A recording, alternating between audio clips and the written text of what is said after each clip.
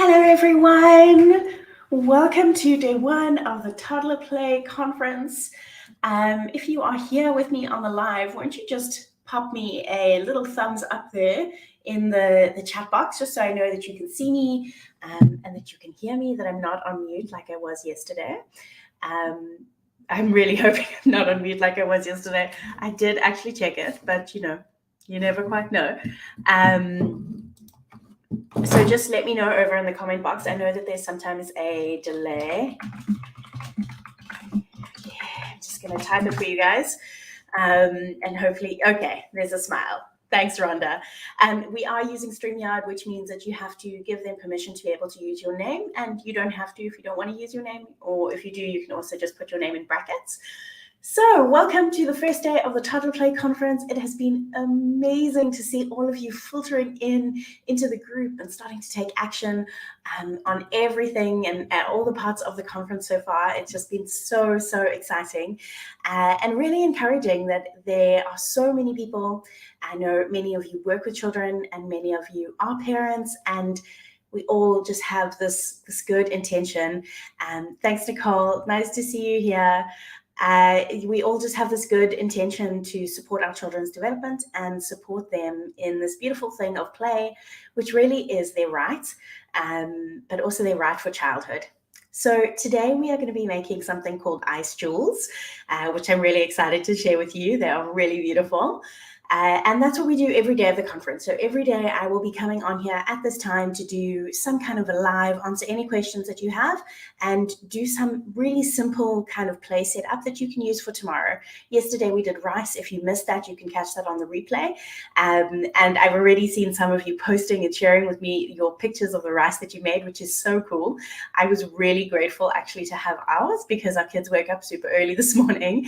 So it was just really nice to have something like that they could dive into straight away in the morning. Okay, so I did want to I know some of you, this is your first time at the Toddler Play Conference, so I wanted to just run over some of what you can expect over the next week. And if you have any specific questions, pop them into the comment box or the chat box. I'm here to listen and answer. So the conference works that there are 25 speakers. Every day you get a link at 8 a.m. Eastern Standard Time. So for some people, that might be actually in the evening if you're like in Australia, depending on where you are in the world. But you get a link with all the talks for the day. The talks are available for 24 hours. And then after that, they expire and we go on to the talks for day 2. If you would like to have extended access to all of the talks, you can, of course, upgrade. And there are other bonuses that come with the VIP ticket as well. There are daily prizes that we do in the conference. We have an amazing prize for day 1 of a Spanish immersion class with one of our speakers, Kayla Diaz from Bilinguitos.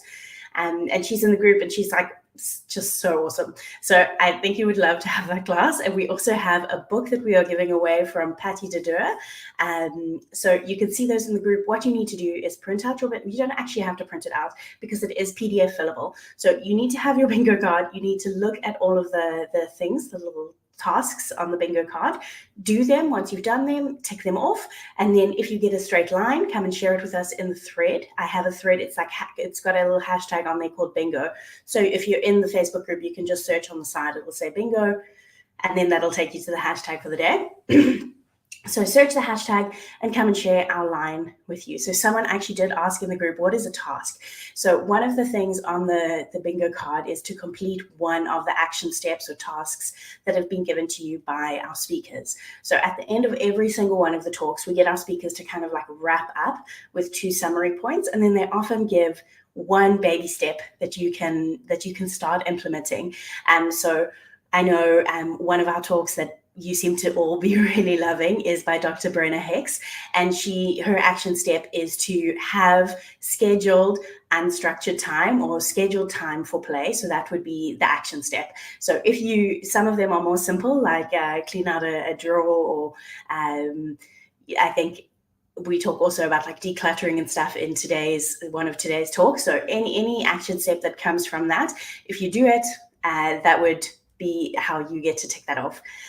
So that is the bingo card. Does anybody that's here with me, I can see there's quite a few of you. If you have any questions about the bingo card, just drop them in that chat box and I'll answer them. And then we have also the printables. I see some of you have also already printed these out.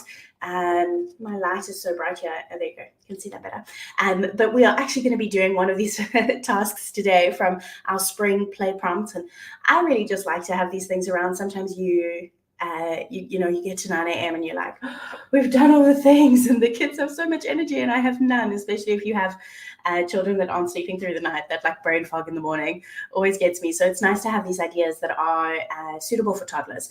So the idea that I want you to use today is to go for a little walk and collect some kind of natural loose part. So oh, that's so nice to hear, Rhonda. Rhonda has hung hers up on the fridge. That's awesome. Perfect. So one of the tasks is to go on a little walk and collect some flowers, leaves, sticks, whatever it is. Children love to collect. We spoke a little bit about verbs yesterday, and we're going to be talking about that as well today with our ice jewels. But children love to collect things. It's just so much fun. And if you think about this like action of collecting from a developmental lens, it is like it's really full. It's really powerful. Like they have to use their visual systems to sort through what they see in front of them and distinguish that they want a leaf and not a rock, or a stick and not a leaf, or whatever it is. They are bending to pick up. They're using their hands. Like it's so simple to us, and that is exactly why play is so powerful, because it is so simple, but it is activating every part of their development, and it's really meeting their learning and developmental needs exactly where they are. So they're always like sitting on the edge of how much they are challenging themselves in their natural play. So that's why we really want to let them be the ones that have the initiation going on.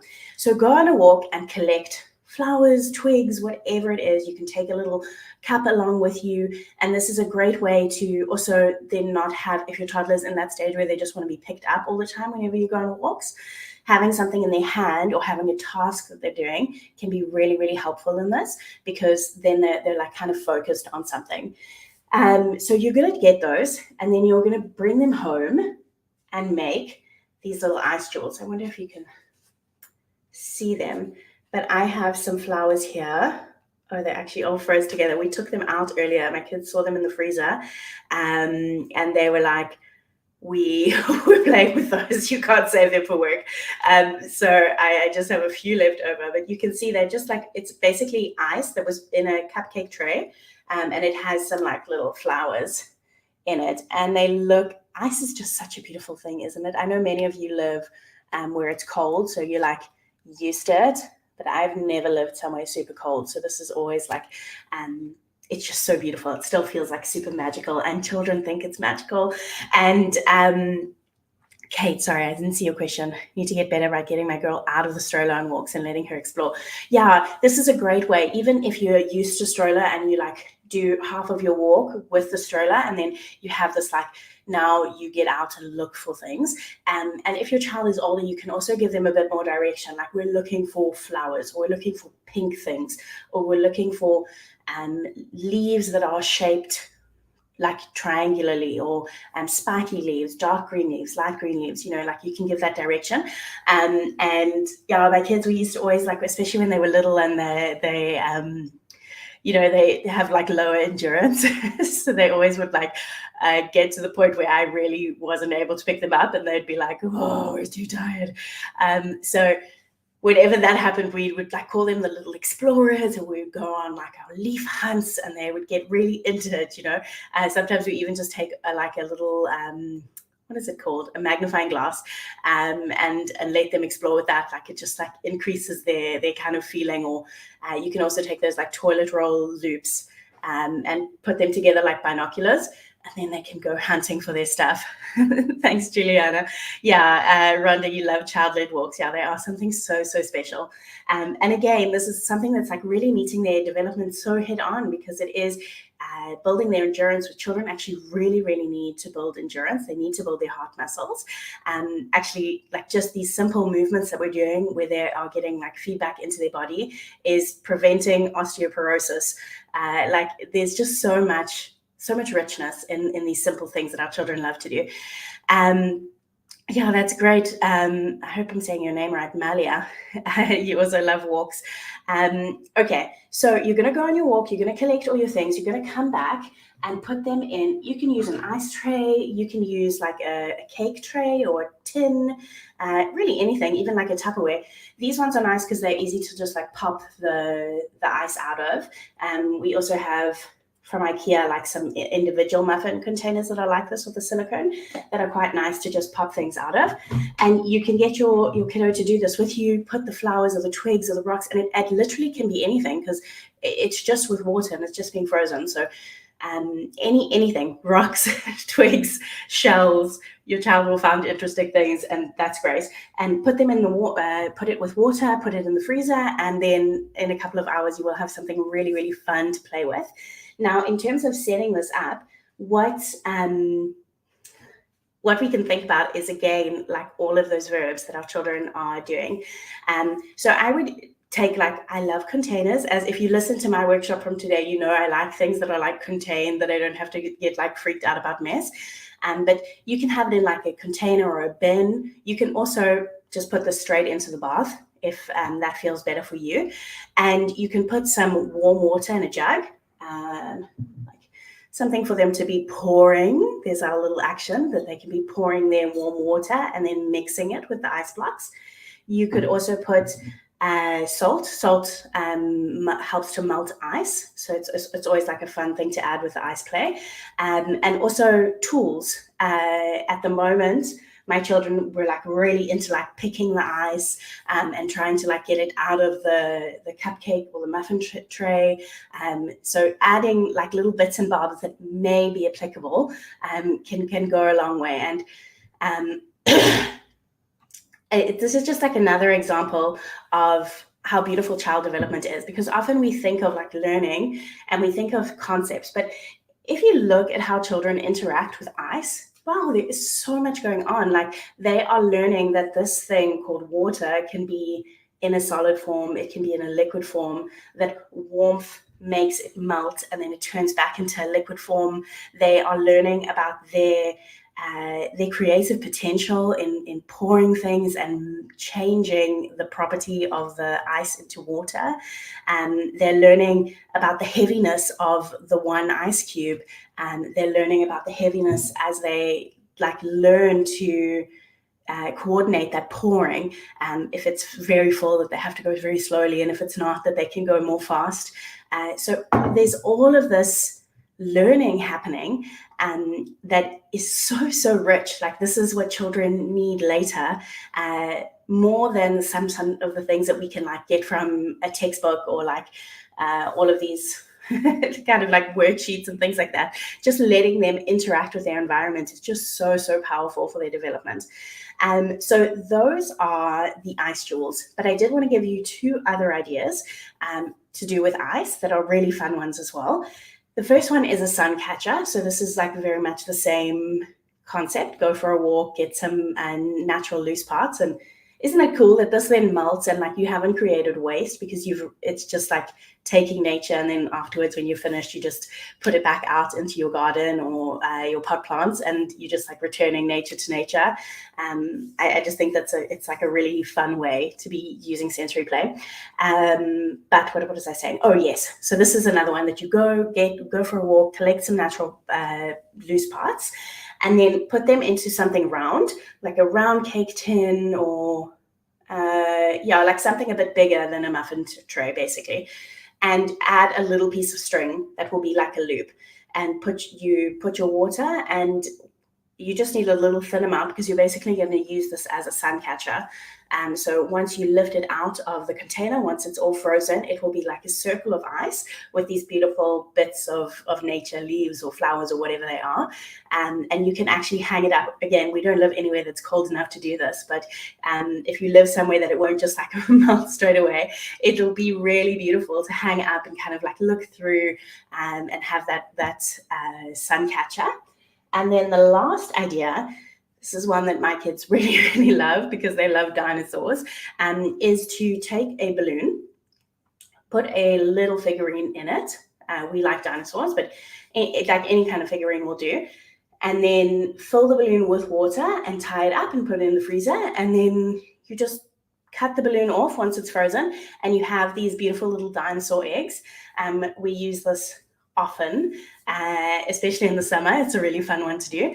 And it's really, again, beautiful because it's ice and there's all this kind of cracks and things in it that is so interesting. And the children love this idea of hatching eggs.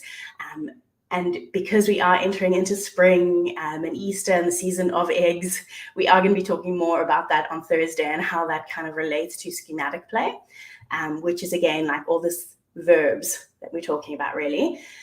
So that is it. What I would like now is to see your ice jewels. Oh, mine are really not showing too well here on this camera, but I would love to see yours. So make them at some point during the week and take a photograph and come and share it with us over in the group or over on Instagram. You can tag me at ot_Holly. And I just love to see what you do. And if you have any other ice ideas, come and share them in the group. We love to hear, and we're all here for the same reason. So it's really great to hear other people's ideas. And sometimes raising young children, somebody said in the group, how much chasing you do. And isn't that true? There's a lot that goes into your day-to-day life. So it's just such an amazing opportunity to have just so many other parents coming together from all around the world and saying yes, maybe we didn't sleep fully last night and maybe we are a little bit worn down, but actually this job that we get to do in witnessing our children developing is such a privilege. And it is so wonderful. So I hope that this has gotten you excited to use ice. And you can tick off your bingo card. There is, I think, somewhere there for joining day one's live. So make sure to tick that off. And I will give you a minute if there's any questions, comments, or anything that you can pop them into the chat box. Tomorrow we're going to be doing a little workshop on setting up an obstacle course. Same time, same place, it's a different link, but it will be sent in the day's chats. And I hope that you are all just really learning and benefiting from the conference and our amazing speakers. And it's been just really fun getting to know you all through the group. So it seems like there aren't any questions, so I am going to leave it at that. I like to keep these nice and short and sweet. But thank you, all of you, for being with me, and I hope you have a really great day, and I can't wait to see your ice jewels. Bye, everyone.